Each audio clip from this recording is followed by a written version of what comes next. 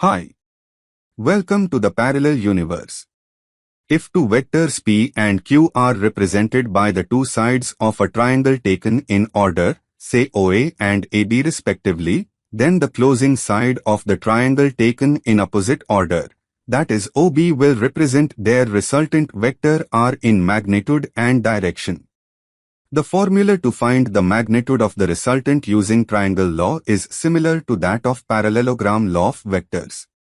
The only thing you have to remember here is the angle between vector P and vector Q, which is denoted by theta in this diagram, is indicating angle BAC, that is the angle between extended vector P and vector Q. Thus, magnitude of the resultant will be mod R is equal to root over P square plus Q square plus 2PQ cos theta. And the direction of the resultant vector, which is denoted by phi, is Q sin theta by P plus Q cos theta. To derive those formula, you need to consider right angle triangle OBC and apply Pythagoras theorem. OB square is equal to OC square plus BC square. Then split OC into OA plus AC and expand it.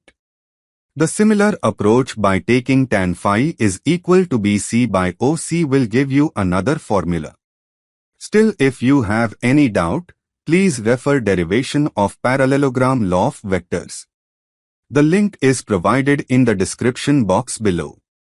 Hope you find this video helpful.